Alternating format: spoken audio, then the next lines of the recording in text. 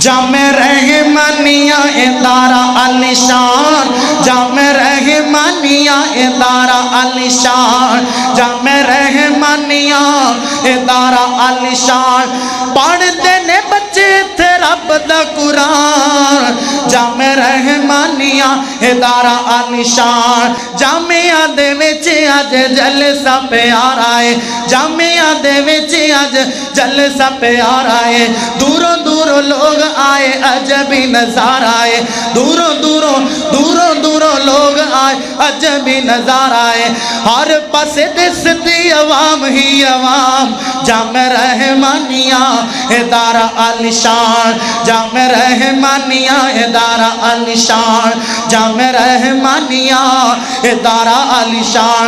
توجہ کرو میں کیوں نہ کہنا جاواں، شہر کنگن پور دی عظیم درسگاہ، شہر کنگن پور دی عظیم درسگاہ، اس درسگاہ اتے راضیوں الہ، اس درسگاہ اتے راضیوں الہ۔ ان الحمد لله نحمده ونستعينه ونستغفره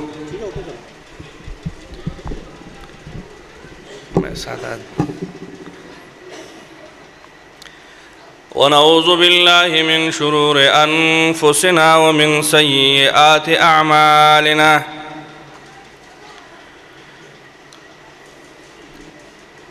ونعوذ بالله من شرور أنفسنا ومن سيئات أعمالنا من يهده الله فلا مضل له ومن يضلل فلا هادي له وأشهد أن لا إله إلا الله وحده لا شريك له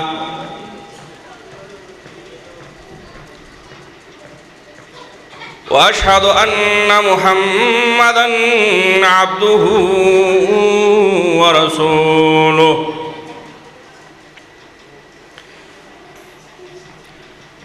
أرسله بالحق بشيرا ونذيرا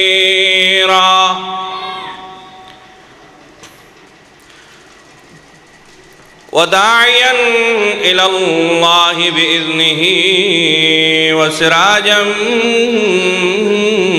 منيرا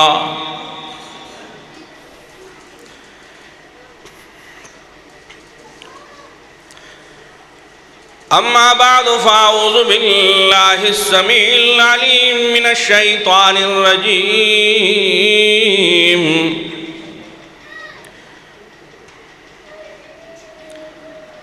بسم الله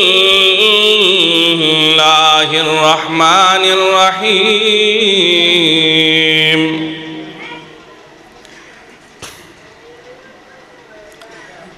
ألف لام ميم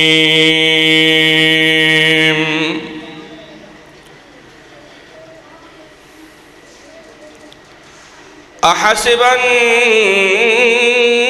الناس أن يتركوا أن يقولوا آمنا وهم لا يفتنون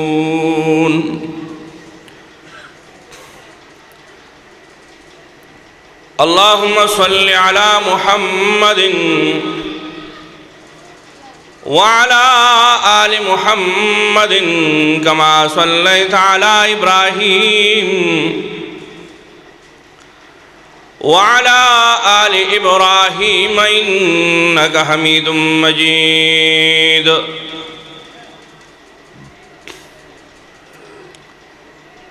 اللهم بارك على محمد وعلى آل محمد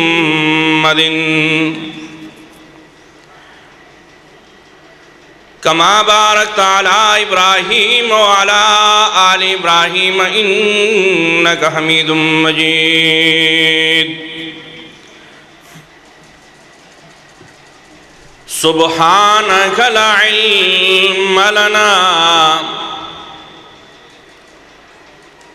سبحانك لا علم لنا إلا ما علمتنا إنك أنت العليم الحكيم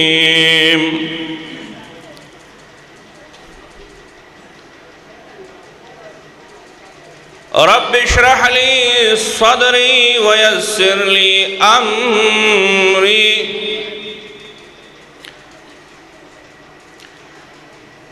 واحلل عقدة من لساني يفقه قولي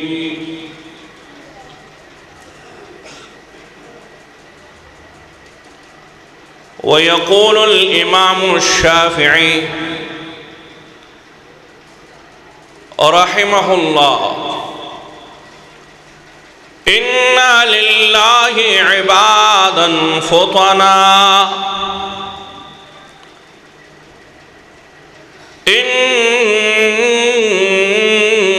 إنا لله عبادا فطنا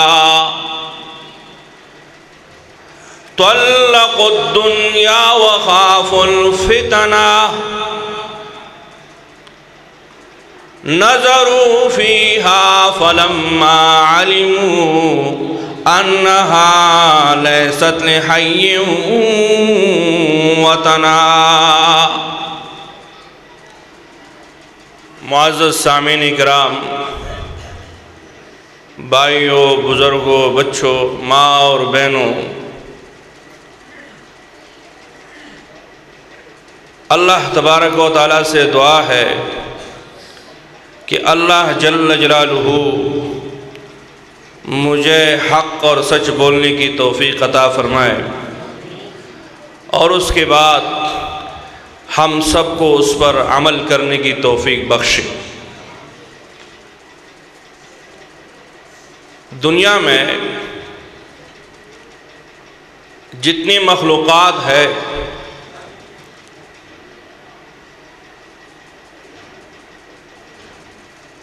یہ مخلوقات تین حالتوں میں ہے۔ میری بات ذرا غور سے سنیں، سنو گے تو انشاءاللہ العزیز فائدہ ہوگا۔ یا انسان دین کے حالت میں ہے، طاعت کے حالت میں ہے، تابعداری کے حالت میں ہے، اللہ اور رسول کے ساتھ سچا اور مخلص ہے۔ اللہ تعالیٰ یہ چیزیں ہم سب کو نصیب فرمائیں۔ یہ نمبر ایک۔ نمبر دو،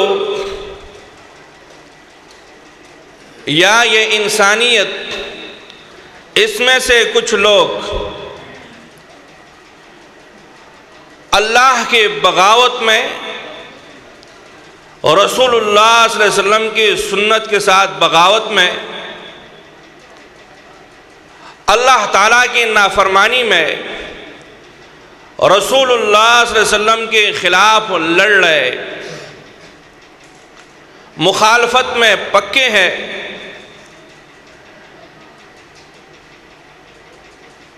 اور نمبر تین، یا یہ انسان جس حالت میں ہے، یہ مصیبت میں ہے، پریشانی میں ہے، غم میں ہے، ان تینوں حالتوں میں کیا کرنا چاہیے؟ جو آیات مبارکہ کی سعادت میں نے حاصل کی، اگر ایک انسان جس کی 24 گھنٹے زندگی اللہ جل جلالہ کے احکاموں کے مطابق، رسول اللہ صلی اللہ علیہ وسلم کے اوامر، رسول اللہ صلی اللہ علیہ وسلم کے طریقوں کے مطابق ہے، اس کو چاہیے کہ اللہ کا شکر ادا کرے۔ اس لیے اللہ تبارک و تعالیٰ کا فرمان ہے، یا ایھا الذین آمنوا، اے ایمان والو، اتقوا اللہ وقولوا قولا سدیدا، اللہ سے ڈرو اور جو بات اپنی زبان سے نکالتے ہو وہ بات شریعت کے مطابق نکالو۔ فرمایا یصلح لکم اعمالکم ویغفر لکم ذنوبکم ومن یطع اللہ ورسولہ فقد فاز فوزا عظیما۔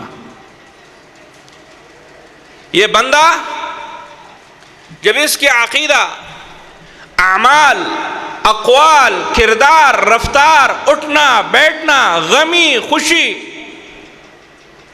نماز روزہ زکوٰۃ وضو، جب اللہ اور اللہ تعالیٰ کے رسول صلی اللہ علیہ وسلم کے طریقے کے مطابق ہے، فقد فاز فوزا عظیما۔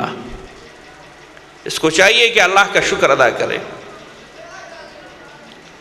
یہ انسان کامیاب ہے، یہ اللہ کی طرف سے گارنٹی ہے۔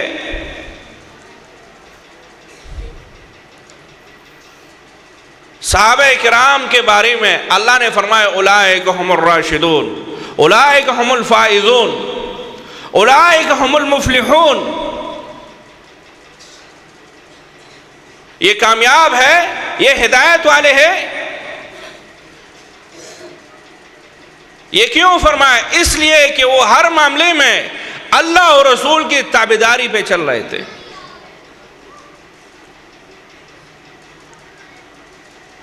نمبر 2، جو انسان گناہ کے عالم میں ہے، عقیدے میں شرک، اعمال میں بدعت، نہ شکل پہ سنت رسول نظر آ رہا ہے، نہ عقیدے میں سنت رسول نظر آ رہا ہے، نہ نماز میں سنت رسول نظر آ رہا ہے، نہ عبادات میں، نہ معاملات میں، نہ غمی میں، نہ خوشی میں۔ فرمایا وَمَن يَتَّبِعْ، جس نے اللہ اور رسول کے طریقے کے خلاف چلا، يَتَّبِعْ غَيْرَ سَبِيلِ الْمُؤْمِنِينَ نُوَلِّهِ مَا تَوَلَّى وَنُصْلِيهِ جَهَنَّمَ وَسَاءَتْ مَصِيرًا۔ وَمَن يَتَّبِعْ غَيْرَ سَبِيلِ الْمُؤْمِنِينَ، وہ عالم ہو، مفتی ہو، گاؤں کا وڈیرا سردار ہو، چودھری ہو، امام ہو، مرد ہو یا عورت، یتبع غیر سبیل المؤمنین، اللہ اور اللہ کے رسول کے راستے کو چھوڑ کر کسی اور راستے کو اس نے اختیار کیا، نولیہ ما تولی ونصلیہ جہنم وساءت مصیرا۔ فرمائے لا تبطلوا اعمالکم، اے ایمان والا، اللہ اور رسول کی طریقے پر چل، اپنے اعمال کو برباد نہیں کرنا۔ یہ دوسرا نمبر، اس سے اللہ تعالی ہم سب کو بچا لے کہ عقیدے میں شرک ہو، عمل میں ریا ہو، عقیدے میں کفر ہو، عمل میں بدعات ہو۔ اللہ تعالیٰ کا فرمان ہے قیامت کے دن کچھ لوگ آئیں گے، دنیا میں انہوں نے بہت کچھ کیا، فرمایا ضل سعیہم فی الحیات الدنیا، ان کی محنت برباد ہے۔ بربادی کی سبب کیا ہے؟ وہ یہ ہے کہ وہ عقیدے میں شرک اور کفر تھا۔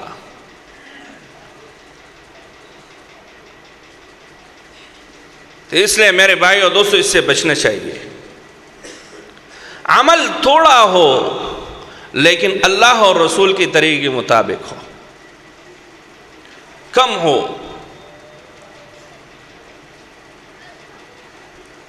اور تیسرا، انسان جب مصیبت کے عالم میں ہو، پریشانی کے عالم میں ہو،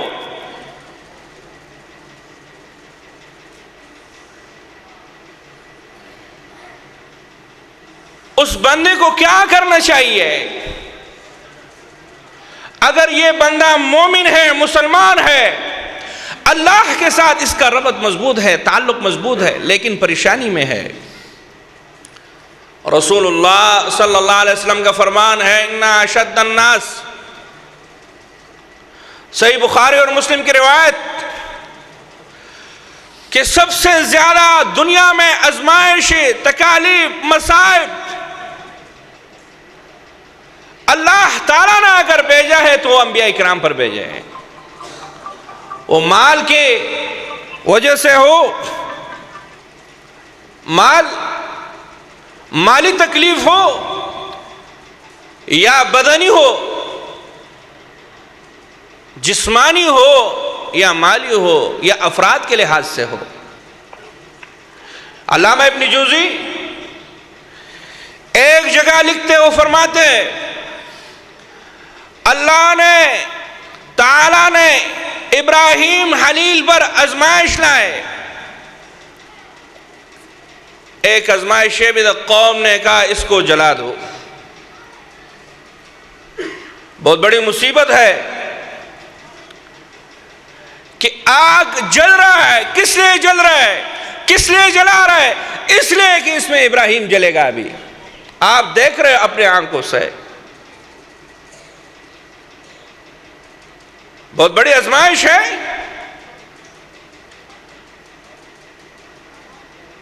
اللہ کا نبی ہے، کچھ زمانہ بڑھاپے کے عمر میں اللہ نے بیٹا دیا،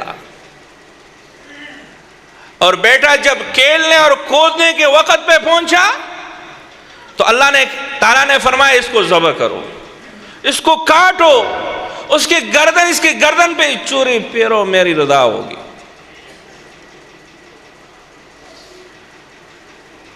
عظیم آزمائش ہے، ابتلاء ہے، مصیبت ہے۔ جس کی اولاد ہے اس سے پوچھو۔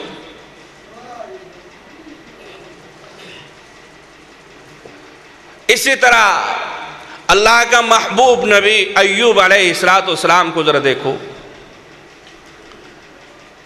18 سال چارپائی پہ پڑا، بستر پہ پڑا،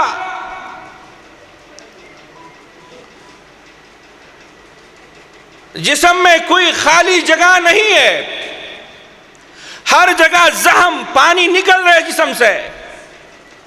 اولاد بھی اللہ نے لے لیا، مال بھی اللہ نے لے لیا، صحت بھی اللہ نے لے لیا۔ ایک ایوب ہے، ایک ایوب علیہ السلام کی گھر والی ہے، کھانا پکا کے اس کے لے کے آ رہی ہے۔ ان مصائبوں پہ، اس تکالیف پہ صبر کر کے اللہ تعالیٰ نے فرمایا نعم العبد، یہ میرا بہترین بندہ ہے، بہترین بندہ ہے۔ ابراہیم نے جب آزمائش پہ صبر کیا، اللہ نے فرمایا اتخذ اللہ ابراہیم خلیلا۔ ایوب نے جب صبر کیا فرمایا نعم العبد انہ اواب، یہ بہترین انسان، بہترین بندہ ہر معاملے میں میری طرف آ رہا تھا۔ قرآن کریم میں اللہ تعالیٰ فرماتے ہیں وَأَيُّوبَ إِذْ نَادَى رَبَّهُ، یاد کر اس قرآن میں میرے بندے ایوب کا واقعہ۔ اذ نادى ربہ، جب اس نے پکارا اللہ کو، کسی اور کو نہیں پکارا۔ فرمایا انی مسنی الضر وانت ارحم الراحمین، اللہ مجھے تکلیف پہنچا، آپ رحم کرنے والے، مجھ پر رحم فرما۔ اللہ تعالیٰ نے مال بھی دیا، اولاد بھی دیا۔ اسی طرح سید الانبیاء، امام الانبیاء، افضل الرسل، خاتم النبیین محمد رسول اللہ صلی اللہ علیہ وسلم کی زندگی دیکھو، 23 سالہ نبوت کی۔ آپ کو آپ کی زندگی میں سب سے زیادہ محبوب اپنے خاندان میں اگر تھا آپ کا چاچا تھا حمزہ،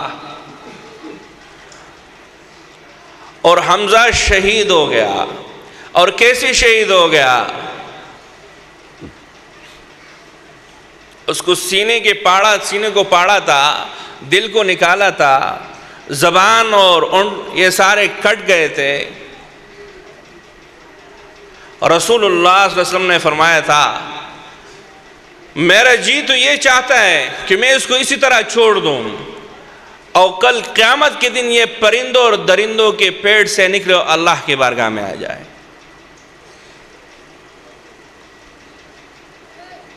آپ کی زندگی جس کے بارے میں اللہ تعالیٰ نے حکم فرمایا لَقَدْ كَانَ لَكُمْ فِي رَسُولِ اللَّهِ أُسْوَةٌ حَسَنَةٌ، یہ اسوہ حسنہ ہے. آپ کی گھر والی پر الزام لگا، ایک عظیم امتحان ہے، مصیبت ہے. آپ کو زہر کھلایا گیا، آپ کے 70 ساتھیوں کو ایک دن میں شہید ہو گئے. آپ کے اہل مکے والوں نے گھر سے، گاؤں سے، بستی سے نکالا، طائف والوں نے پتھر برسائے. آپ کے ساتھیوں کو، یاسر کو، اس کی گھر والی کو آپ کے سامنے مار رہے، آپ راستے سے گزر رہے، آپ کی بس میں کچھ بھی نہیں ہے. کچھ ہے؟ فرمایا اصبر آل یاسر فإن موعدکم الجنہ. ذرا صبر سے کام لے، پریشانی سے پریشان مت ہونا. اللہ کی وعدہ ہے کہ جو صبر کرتے ہیں مصائبوں پہ اس کے لیے جنت ہے. رسول اللہ صلی اللہ علیہ وسلم کے ایک صحابی گرفتار ہوا، حبیب رضی اللہ تعالیٰ عنہ. صحیح بخاری میں واقعہ موجود ہے. اس حبیب کو کافر لے کر کے اس کو قیدی بنایا. شہادت سے پہلے وہ کہہ رہے مجھے 2 رکعت نفل ادا کرنے کی اجازت ہے. اسی طرح شیخ صاحب 2 رکعت پڑھے. کافروں نے کہا اگر آپ کی جگہ ہم محمد الرسول اللہ صلی اللہ علیہ وسلم کو یہاں بلائیں یہ تکلیف اس کو دے. کہے کھلا و حاشا، ہم کانٹا بھی برداشت نہیں کرتے محمد رسول اللہ کے جسم میں. اللہ اکبر، اللہ، کیا محبت تھا، کیا محبت تھا ان لوگوں کی رسول اللہ کے ساتھ.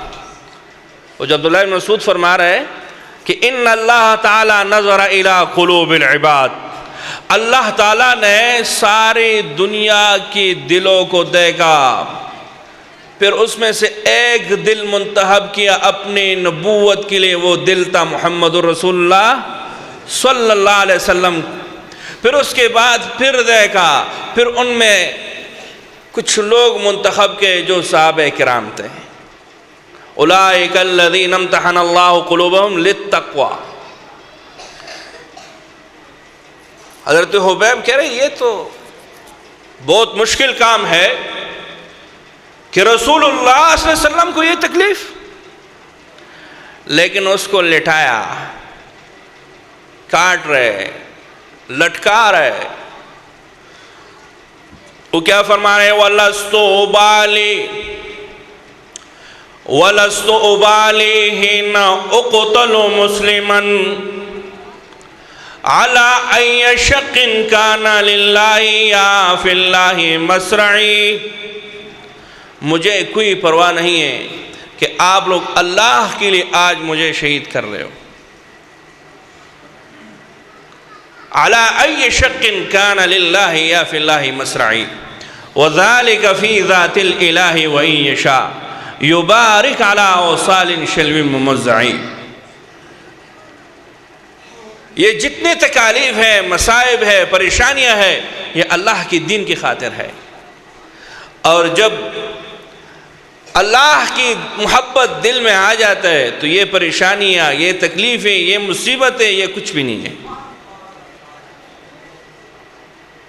حضرت یعقوب سے علیہ السلام سے جب اس کا بیٹا جب بچھڑ گیا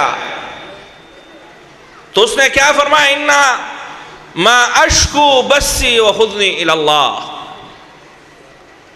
ایک علاج ہے کہ جب آپ غم میں ہو، پریشانی میں ہو، مصیبت میں ہو تو اپنا تعلق اللہ کے ساتھ قائم کرو. اپنا ربط اللہ کے ساتھ قائم کرو۔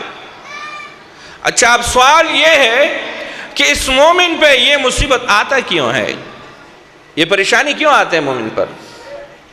یہ اس لیے کہ انسان گناہوں سے بنا ہوا ہے۔ تو اس مصائبوں سے، تکالیفوں سے، پریشانیوں سے اس کی گناہ معاف ہو جاتے ہیں۔ اور کبھی کبھار انسان کے لیے اللہ تعالیٰ ایک بہت بڑا مقام بناتے ہیں اپنے پاس، اور اس پر پہنچنا مشکل ہوتا ہے، اس کی نیکیاں کم ہوتا ہے، تو اس پر مصائب اور تکالیف آ کے اس کے لیے وہ آسانی کر کے وہ آسانی سے پہنچ جاتا ہے اپنے مقصد تک۔ تو میرے بھائیو دوستو، اللہ تبارک و تعالیٰ سے دعا ہے کہ اللہ تعالیٰ ہمیں دین کی سمجھ عطا فرمائے۔ جو دین اللہ اور رسول کی طرف سے آیا ہوا ہے، اس دین پہ مصائب اور مشکلات اور تکالیف انتہا زیادہ ہوں گے اس راستے میں، لیکن اللہ تبارک و تعالیٰ سے مانگتے ہیں کہ اللہ تعالیٰ ہم سب کو توفیق عطا فرمائے، دین اسلام پہ استقامت نصیب فرمائے، اور مسلمانوں کے آپس میں اتفاق و اتحاد نصیب فرمائے۔ اقول قولی ھذا واستغفر اللہ لی ولکم ولسائر المسلمین۔